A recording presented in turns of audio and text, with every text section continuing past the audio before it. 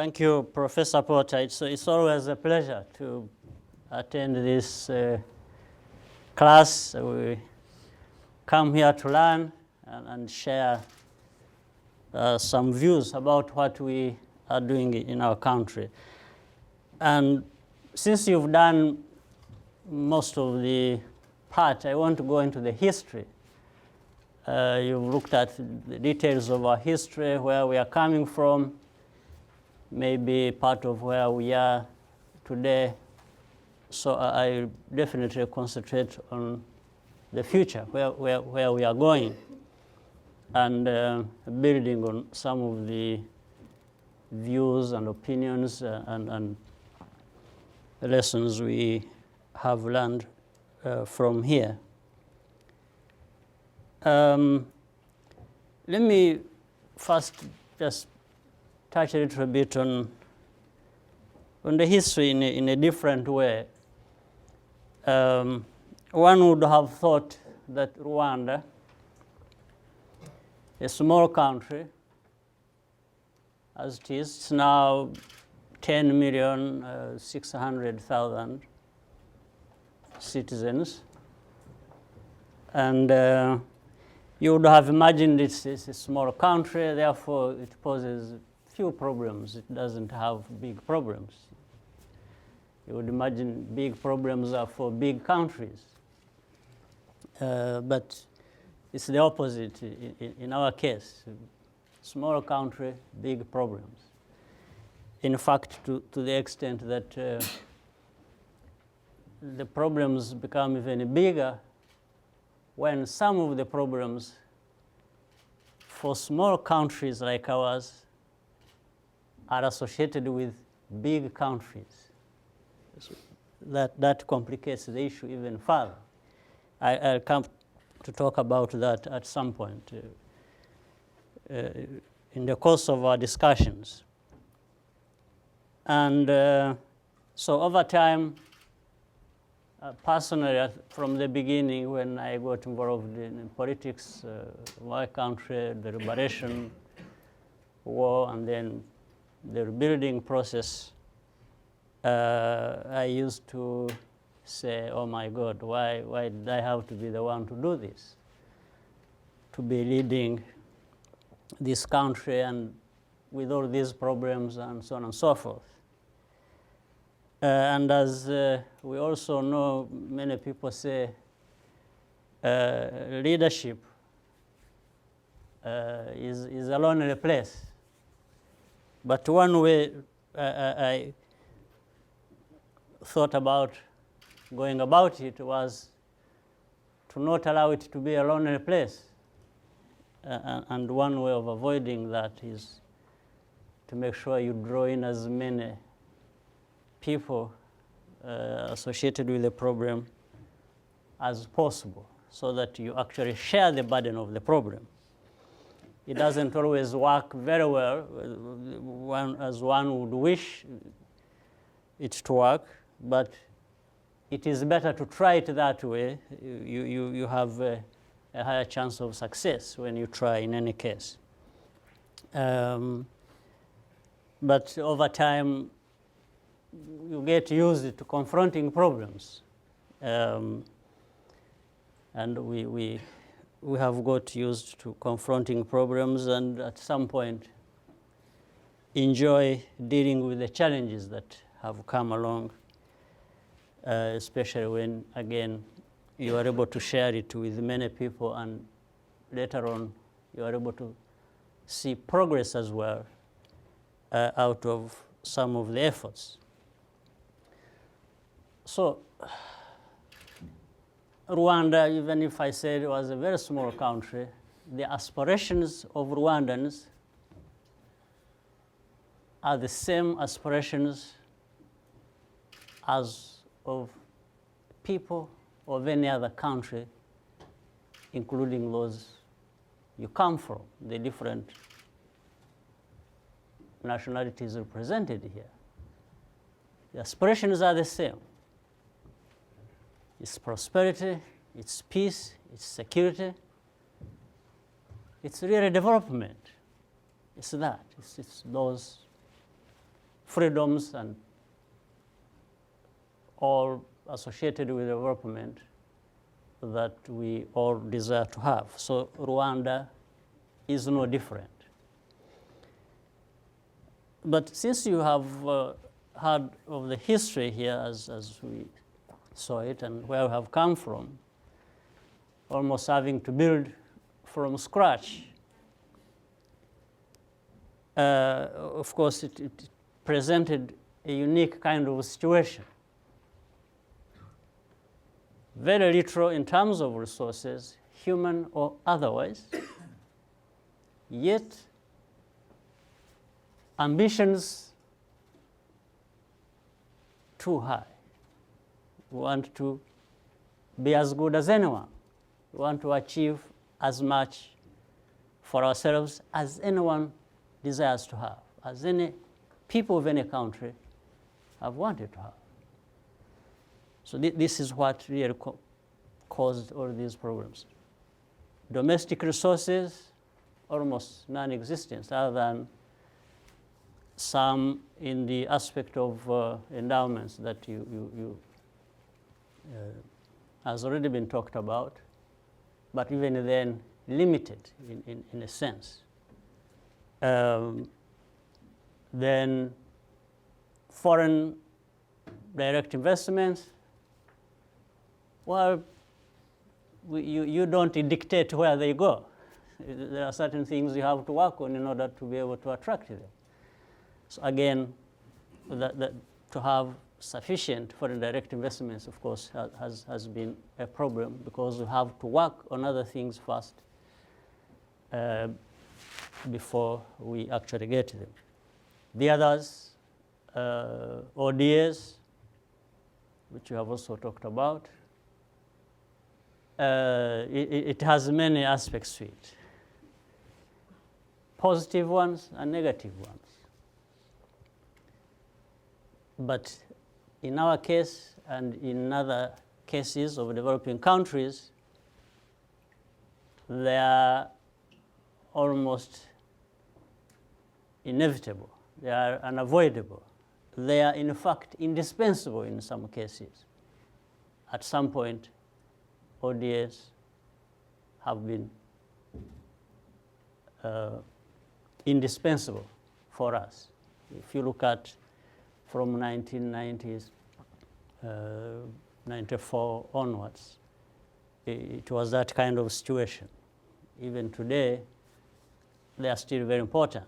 Maybe we have another opportunity to talk about that as well, as we continue.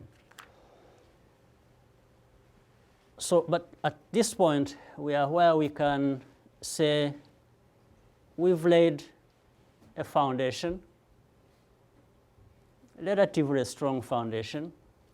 It needs to be strengthened further, but I think sufficiently stable and strong, and we need to build on that.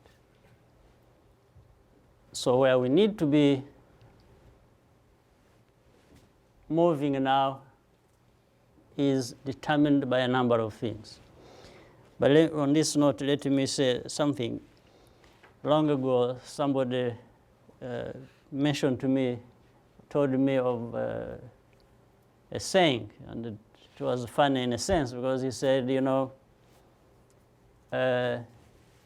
you don't have to worry about where you are going so long as you are on the way. And after thinking about it, when we met again, I said, you know what? It's good to be on the way. It means you are moving. But I think you need to worry about two things at the same time. You need to worry about being on the way, but also where you are going. You need to be thinking about them at the same time. You just don't think about one in isolation of the other. So where we stand today and what we have in Rwanda today,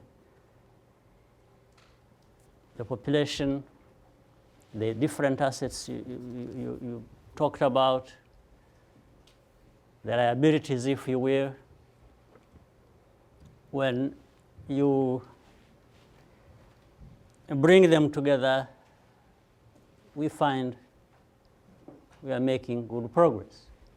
But there are key areas that, again, that have been mentioned, and that's about development and growth of the private sector, so that we have our economy led by the private sector. It's still work in progress. There's a lot that needs to be done. In fact, today we find in our country there is probably more efficiency, more capacity in the government than in the private sector. So we have to try, and it's one of our main goals and tasks, to try and actually change that and make sure that the private sector picks up in terms of capacity, so that the government can concentrate on its main role, which is creating that environment that is conducive to this continued growth and development of the private sector. Again, it was mentioned, we have been focusing on making sure we do some of the things that are within our reach and means. For example, we fully understand, and in our vision, we focus on the human aspect or the human asset. This is where we are sure, like anybody else, you don't go wrong when you have invested in that. And that's how it gives rise to the other aspect of basing your continued growth of the economy on knowledge, on skills, and things associated with that. This is where I'm talking about now, where we are moving and what we have been concentrating on, which also makes clear about where we are going. So we've been building institutions, we've been investing in infrastructure, we've been investing in our people, and really the rest, the ideas as they come up, you keep adjusting all that to suit what the environment is about and what the environment provides and what your ambitions are. And again, there were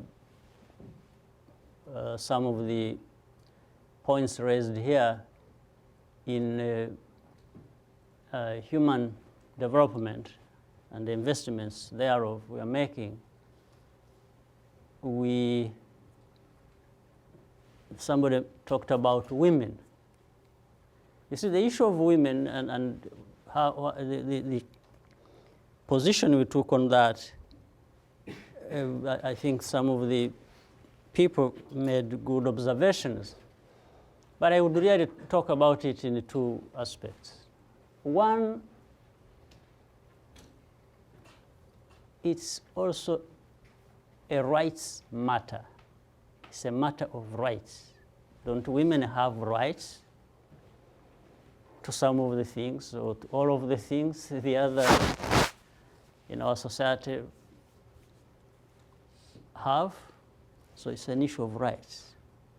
In our case, for example, I talk about our case in Rwanda, what has caused this imbalance. I mean, some of it, I wouldn't even say it's cultural, it's also, and it brings out some of these things we are talking about, bring out really the combination or relationship between the social the economic and the political.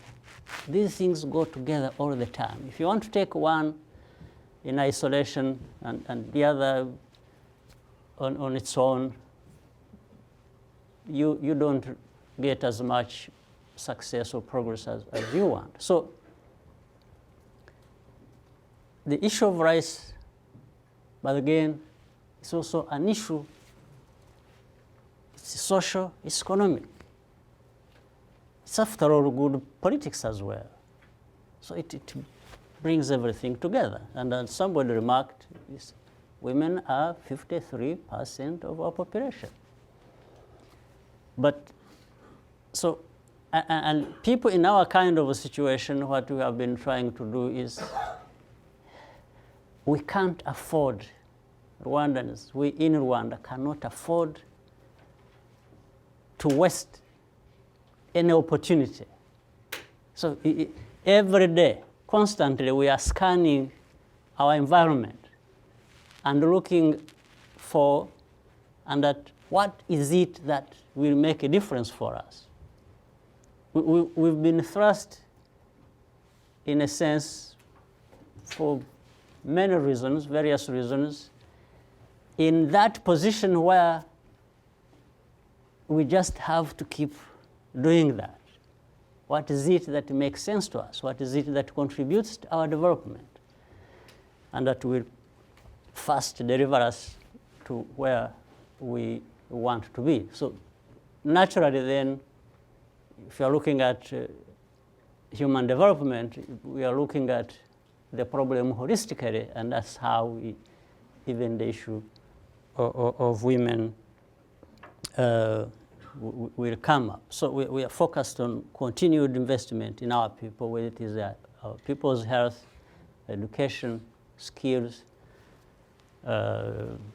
infrastructure, and making sure that we have sufficient, I think somebody talked about energy. We have the energy deficit we have in Rwanda is huge. We need to deal with that. And so the demand, given the growth that is already taking place, the demand is really very fast outstripping the supply for that. But while that is a challenge and a problem, we also want to see it as an opportunity. It's an opportunity for investment, for people to invest and be able to fill that gap, as well as they make money, and that's where we are. And we are beginning to have people invest in the energy sector, using the methane gas we have under the Lake Kivu that divides us with the DRC. It's at the borderline, from geothermal sources, which we have. In fact, we are working with Iceland, thanks to Professor Porter, who also made that connection, because he knows a lot of people in Iceland. Then tourism was mentioned. Tourism extremely important, and in fact we are seeing it grow very fast, and it's a good foreign exchange earner.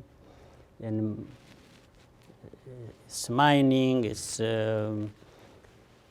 different kinds of services, especially financial services, that are also benefiting from the kind of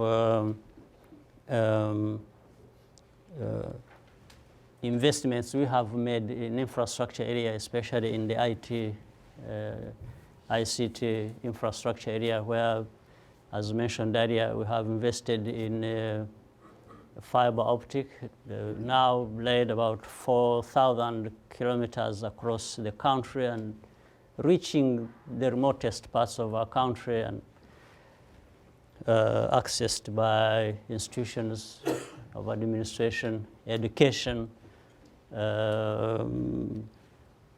hospitals, and so on. In fact, different services and applications have been developed and quite active and supportive of our development plan. And as I'm saying this, to give you a feel of how this is taking place and on the move to where we want to be, to give you a simple measure of how even the remotest parts of our country, the rural areas, are also developing. From 2005 to 2011, we lifted 1 million people out of poverty. This was a survey carried out between the World Bank and other institutions together with our government, and systematically were able to find that, and that continues. So the story of changing, of transformation, socio-economic transformation is real. It's not just something happening sometimes in numbers without really, basing on the realities on the ground. So the numbers, the figures are closely, are very well correlated with the facts and what is happening on the ground. So the future is that, growing, and again, supported. For example, when I was talking about the private sector, to grow and foreign direct investment coming in, and therefore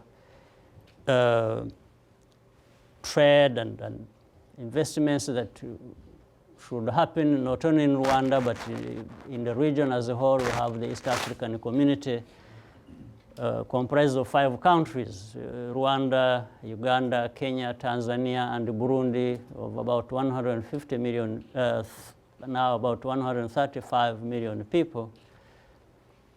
At the same time, intersecting with COMESA, which you talked about.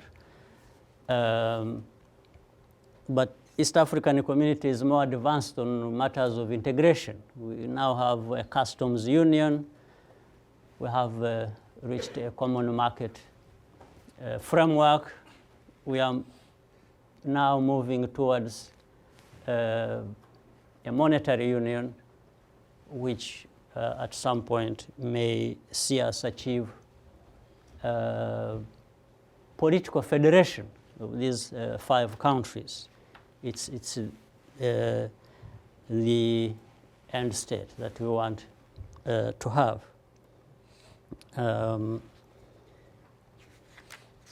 So of course the integration, the trade in this wider space, intra-Africa trade, if you will, to make it grow, and as well as for Rwanda to grow our export capacities and industry is where we are focusing.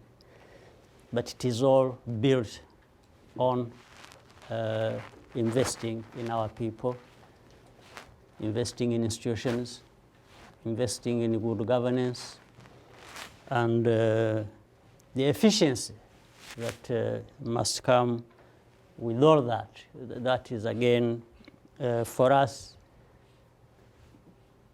something we can't afford not to do and not to work hard to achieve. So we have been busy creating that environment to deliver us to where we want to be. That's why doing business in Rwanda, in the global ranking, we are always coming at the top. In fact, the fastest, we always changing places with Georgia, 1 and 2. One is first and one time, and another second, and so we've been carrying out reforms to make sure that people can easily do business in our country, the Rwandans or people from outside, and in our region. And the different reforms we have been doing to be able to cover the gaps that exist so that they enable us also to move quickly. One example was the immigration reforms, where we have simplified that and made it easy for example, starting with the people in our region to be able to easily come and invest and stay and work in Rwanda. We have seen that help us fill these skills gap that exist as we continue to invest in developing our people's, our citizens' skills, because that will sometimes take a long time, and we do not have to wait until that time when all the skills have been developed for our people in order to bring the others. So this is really basically, so in doing business, again, global ranking in Africa, number 3, behind Mauritius and South Africa. Then again, in global competitiveness, also ranking among the top 3 again in Africa, and well ranked globally. So these are just not being done to impress for one day and maybe another time you don't find that. We need, we want and invest in sustainability. We want to see that continued movement forward, and it is deliberate. It's done to take us to our. So maybe I think earlier on you were at the receiving end from the professor asking questions. I can now avail myself to be at the receiving end for questions, if you will, and I think maybe that will allow more and better interaction so that I'm able to cover some of the things on your mind that maybe we haven't been able to talk about either earlier on in your discussions or in my presentation right now. So I just want to thank you again for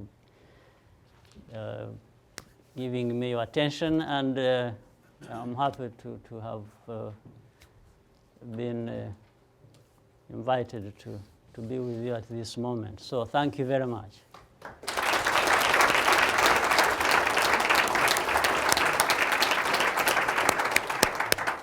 Vernon, start it out. Vernon. Thank you, Mr. President. One of the questions I have, and we've talked about it a little bit, is the impending threat or ongoing threat of military conflict. And so, military conflict. And so how do you think about that as a risk, either in the context of the relationship with your neighbors or domestically? And how do you manage that as you're building for the future and trying to continually reaffirm the stability of the underlying nation? The military conflict where? In the context of within the country and potentially spilling over into the neighboring countries. There hasn't been a military conflict within the country. Maybe what there is, I tried to assume that maybe that's what you're talking about. It will help me to answer that. Probably you're talking about the Congo situation and mostly the Eastern Congo situation, which is neighboring that part, Eastern Congo situation, neighbors Rwanda. I guess that's what you're talking about. Otherwise, well, I guess at least in the context of the case, it presents, in the conclusion, 20 or so militias within the context of the country and the region. So I was just trying to understand how you think about that in terms of a risk factor, okay, and how it could potentially interfere with the plans. these are militias in the Congo. They affect Congo and affect the region. So I think maybe then we are talking about the region, not military conflict in Rwanda, because there is none. But Rwanda has concerns and has been involved in this situation in the region that is characterized as a military conflict that you are talking about. So let me, going back into the whole history, again, may take a lot of time, but let me concentrate on what is happening today. We have a UN force in the Congo, 17,000 troops that have been there for the last 12 years, and supposedly to deal with this situation. But we've seen recurrence of conflicts, especially in the Congo and Eastern Congo, that affect Rwanda because of a reason, again, of a situation of 1994. Again, I think it was talked about here. The government and the militias that were involved in the genocide went, fled and went to Congo. And from that time, that history has remained and changed shape and form over time. And in fact, complicated even further by the existing militias in the Congo at that time, or many other that developed after. And then, so it did not become a problem of Congo as such alone, even if that's where these things are based. It became a problem affecting Rwanda and affecting other neighbors as well. So this is the situation. So today what happened, like what happened last year, when we had a resurgence of conflict again in Eastern Congo, because of groups based in Eastern Congo and that had been part of the same conflict in 2009, and a peace agreement was brokered between the government and these groups. There was some morale in the situation, a bit stable from 2009, and then in 2011, 2012, that is last year, we saw that come up again for different claims made by, because some of the groups are saying, what we agreed in the peace agreement of 2009 was not fulfilled by the government, and so on and so forth, so they had to take arms. Then the government said, no, we tried to do this, we didn't want to do this, and so on and so forth. So now where we are today, we are having a peace process that has two tracks. One within the region, meaning bring together the 11 countries of the region, what they call the Great Lakes region, that has 11 countries, including the Congo itself. And they have brought together, because Rwanda is part of it, the warring parties, meaning the government and these rebels. And this is happening in Kampala, in Uganda. So there has been a lot of talking. The other is under the UN, where, again, they brought other countries together, picked this time differently because it involves South Africa, meaning SADC countries, and Angola, and different, and Congo, Brazzaville, and so on and so forth. Again, brought us all together, where the heads of state signed a peace framework to support Congo, and this process that is taking place in Uganda to make sure that there is not only peace in and for Congo, but also for the neighboring countries that are affected. And the UN is also looking at changing the mandate of the force that is in the Congo to make sure that they can take on anybody who is disturbing peace. So this is what maybe I can, otherwise the story is very wrong. Landon. Thank you very much for being here. A point was raised earlier about the stability of the peace within Rwanda between the Hutu and Tutsi and the ability for another government to come in after your second term and successfully govern. Do you worry at all about the transition after your second term, and are there any things you think need to happen in order for it to be a successful transition? Now, this is another kind of long story, but I want to,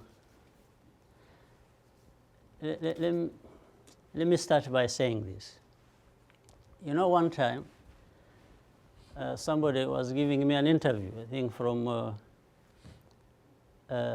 Time magazine, and brought up an issue with me where they say, no, President, this and that, you know, you are not they call us, you are not a saint, and so on and so forth. And I said, yes. You know what? I've never had the opportunity, the fortune of ever thinking of or even attempting to be a saint. Maybe that is for others, it's not for me. And so I said, I've never made an attempt. I won't.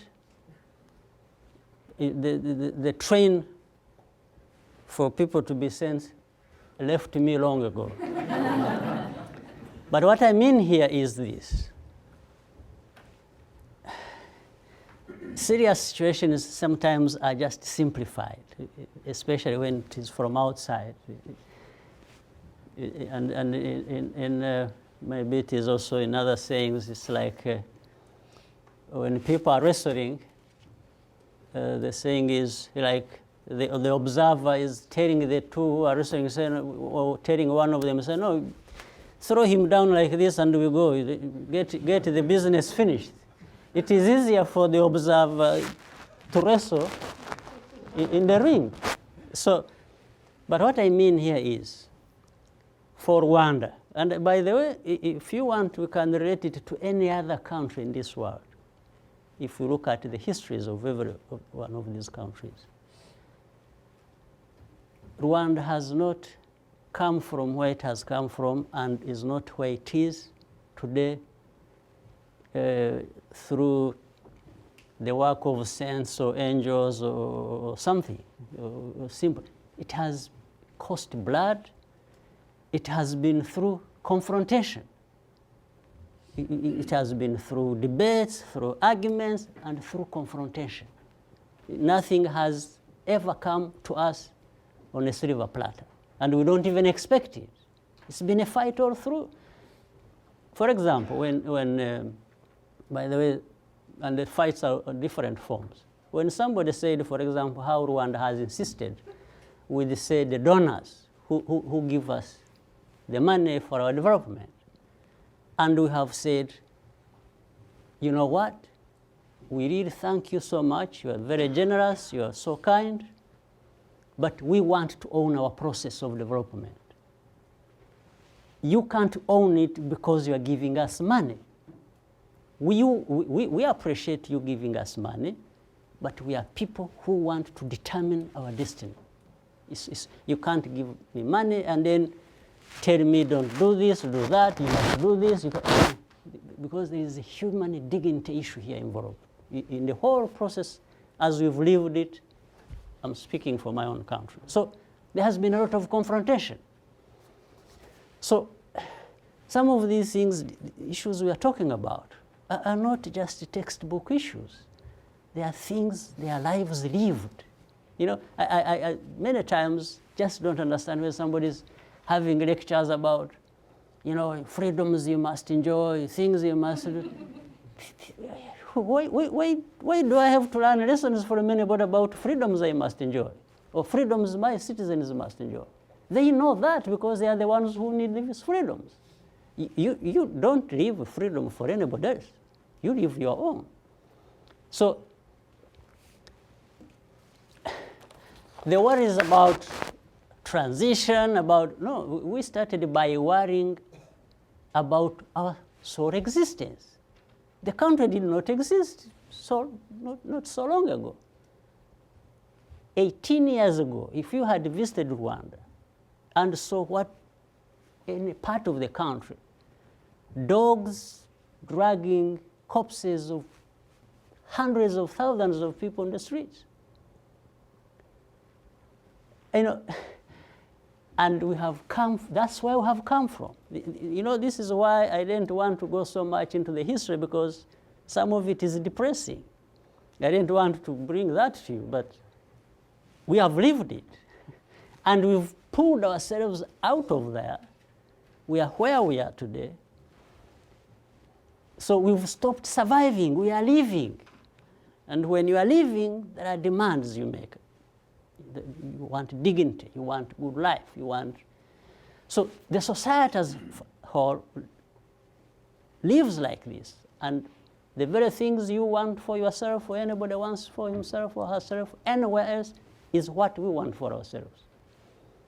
Now, does anybody worry that we are people who do not know how to go about our lives and our businesses? That we would be told, you know, this is how you need, to the point that people even want to determine who should be leaders of Rwanda. And we say, no, this is where now the confrontation comes in. We say, please, give us peace. We died the other day. Everybody was looking the other way. We pulled ourselves out of this mess, and here we are. And it's about, oh, you know, actually what is about transition, about anything, are more from outside than from inside. In Rwanda, you should come and visit and talk to the ordinary people, the very people who have the kinds of aspirations I was talking about as anyone here or anywhere else.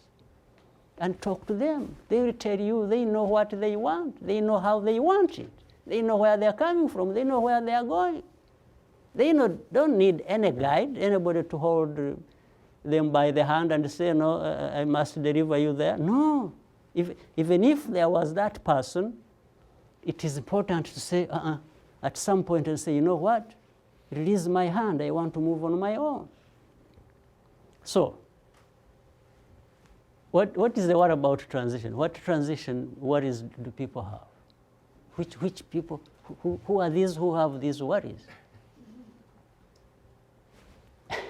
I don't have worries about your own transitions, where you come from. I don't know where you come from. I don't even bother about that. It's your business. It's your people, it's your leaders, it's yourself. You will bother with that and you will sort out any problem. I don't have to come and give anyone a lecture of how their people, their constitutions, their whatever operate. No. So these things you were talking about here are not happening by accident, or no, it's by design. People are doing things they want to do that are best as they think for them. So any issues, we can listen to these good ideas here about the economy, about this, about how to do, how to get money, how to get, but how to govern ourselves? I don't see anybody who would give lessons to Rwandans how to govern themselves. We will have problems, we will look each other in the eye, and we will agree on how we move forward. We will sort it out. But I don't have to remind anybody the histories of their own countries. Which countries have had rosy histories all the years? No, some of them we know where they came from, or how they came from there. We know the trail of so many wars, so many conflicts, so much in terms of injustices that people have had to endure, and these have been sorted out over the years. They don't get sorted out by somebody coming from outside and sorting them out for you. No. So now, let me summarize it like this, end it like this. You see, we are where we are, and you know where we have come from that we've talked about, So the problems remaining are good problems. They are not the bad problems we have left behind. We can now worry about transition, about who is coming, but we are no longer worrying about survival, about life and death like we did. So that one we've left behind us. You see what I mean? And that's why I was talking about investing in institutions, about investing in people themselves. Young people, our young people, we have a population under 30 that is close to 70% of our population. So we are thinking about how does this population grow into a better asset for Rwanda and for these young people, instead of down the road tearing their own counterpart, rather build it and move it forward. That's why we invest in their health, in their education, in their skills, in doing business, and so on and so forth. These are the real issues we are talking about. Now, for who comes after me, or, people started asking me when I'm going to leave in the first term. Yeah, this is serious. And somebody says, oh, President, when are you leaving? Will you leave? Won't you leave? No, this has become a discussion for the last 10 years. And this is mainly by not Rwandans, because Rwandans understand their situation, they have no problem. It's mainly from outside. Why should outside be tired of who is where in Rwanda anyway? Maybe because some of them get troubles with us, because we don't take this nonsense sometimes. We are very confrontational, and no apologies about it. And of course, somebody talked about, I remember earlier on, somebody mentioned elections where people get so much. Again, it's an issue. If you want a little bit to contextualize issues, I was in Paris one time. That was about 3 years ago. Again, the same journalist was asking me, President, how can you get such a percentage during elections and so on and so forth? So I explained to him why. It is Rwanda, it's not France. It's not any other country. It's Rwanda that you're talking about that was destroyed 18 years ago, that has come from its lowest point, right? But I asked him, I said, since you, France, you are not like Rwanda, how did it come about, when the president then, Chirac, got 82%? I said, is that more correct? And why? And the journalist said, because actually there was this extremist Le Pen. He had explanation for it. Yes. So, and I said, we have thousands of Le Pen in Rwanda. Yes. So our situation is supposed to be even, but you can see the nuances, the kinds of things that really people get preoccupied with that don't matter to our ordinary people's lives. So we have to deal with this. We also have to deal with the real life we have to live in our own country. So this is how we go about the business. Yes. Well, I think the two questions, unfortunately, hit the incredible hot buttons in Rwanda. And we've talked about most of these issues many times. I think what the president has said, this has been a very bottoms-up process in many, many ways, and it's been deeply consultative. President goes out to every district and sits there all day, and people line up and talk to him and say, here's my problem. His ministers are sitting there, and he says, well, fix it. So this is a very bottoms-up process. It's not a top-down process. There's a deep reservoir of people that have participated in this over the years. And so I think the president is very hopeful. His colleagues are very hopeful. I'm very hopeful that this transition will be orderly, that there's lots of great people in this country that have observed. Even if it doesn't become orderly, Yeah, it's still much better than where we have come than from. where we've come from. Yes. Right. There's no question about it. Right. And there's this fascinating thing about Rwanda, which is the external energy around some of these issues is kind of completely disproportional to what you feel inside the country on the ground. And so I think we've got something going on in the international community that I don't think is being very helpful to development right now. I think we're out of time, unfortunately, for more questions, and I think we'll have to forego the picture given the time. Again, I thought you had more questions. okay, all right. Well, we'll do the picture. We'll do the picture, and we'll thank the president. Yeah, we have to. Yeah, they have to go. They have classes.